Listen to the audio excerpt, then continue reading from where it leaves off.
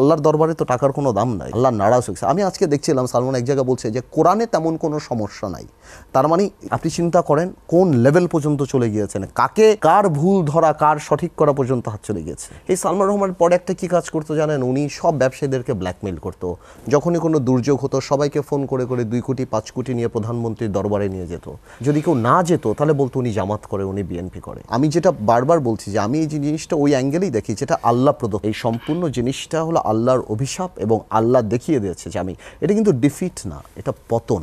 আজকে আমাদের দেখা উচিত যে সালমান রহমান একটা মুরগির খোপও পেল না পালানোর জন্য। তার যে লক্ষ কোটি টাকা, তার একটা পরিচিত লোক নাই যে বসবে, এবং আইনজীবীও কিন্তু তার পক্ষে যায় না। এবং আপনি লুক এট দ্য হেট্রেড, মানুষ কিভাবে সেখানে গিয়ে ডিম মারছে, স্যান্ডেল মারছে, ওনার সন্তানরা এগুলি দেখছে না।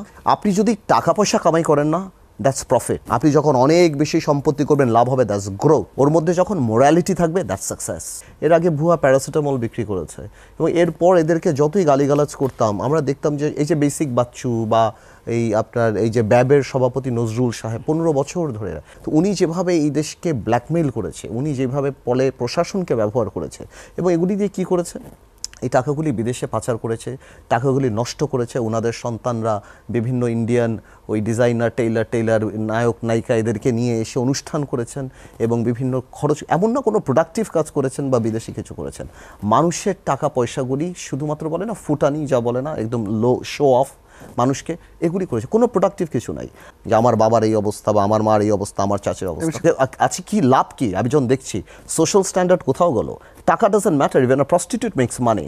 আজকে সালমান রহমানদের কোটি কোটি হাজার হাজার লক্ষ কোটি টাকা, সালমান কেন, সালমান বলেন, এসালম বলেন, যাদের বলেন, এদের জন্য কি অপেক্ষা করছে, এই যে অসম্মানী অপেক্ষা করছে, যেটা রনি একদম ঠিক মতো বললো, যে এদের সন্তানরা ভবিষ্যতে কি মুখ দেখাবে, কার সাথে কথা বলবে। এবং ওনার যেটা সিন্ডিকেট ছিল, রনি ঠিকই বললো যে সালমান রহমান কিন্তু অনেক আগের ব্যবসায়ী।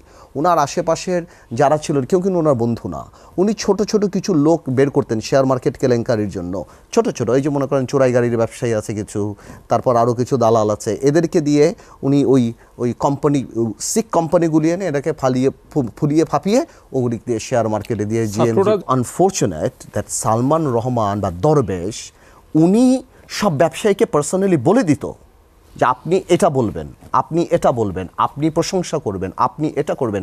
কেউ যদি সত্যি কোনো কথা বলতে চেত, সেটা যদি সালমান সাহেবের এগেনস্টে যেত, সালমান রহমানের এগেনস্টে যেত, তাহলে উনি এটা বলতে দিত না, এবং উনি আগে থেকে বলে দিত। দেখছি উনি তো 15 বছর উনি গণভবনের সম্পূর্ণ কেমিস্ট্রিটা জানতো, কার কথা কে শুনবে, কে বুঝবে, কাকে বলতে হবে, উনি সব জানতো। এই জন্য আগে থেকে একটা প্রিকনসেপ্ট আইডিয়া সবার মধ্যে থাকতো। এখন ব্যবসায়ী মানুষরা সাধারণ মানুষকে দেখেন, এই বিসিসিআইটা কীভাবে ধ্বংস করেছে। সালমান রহমানের পায়ের কাছে যে পড়বে সে বিসিসিআই সভাপতি হবে। আমার মধ্যে ক্ষুধার্ত আসবে না, কারণ অনেক মানুষ আছে কিন্তু ফিনান্সিয়ালি করাপ্টেড না, কিন্তু মেন্টালি করাপ্টেড। কোনো ব্যক্তির পক্ষে দেশ চালানো সম্ভব না, দেশ চালাবে সিস্টেম। আমার মানসিকতা থাকতে হবে, if I am the prime minister of the country, I have to pick up people who are more intelligent than I am. I may be politically qualified. So আমার চেয়ে বুদ্ধিমান ব্যক্তি আমার ক্যাবিনেটে থাকবে, সো দ্যাট আমি ইচ্ছা করলেও আমি করতে পারবো না।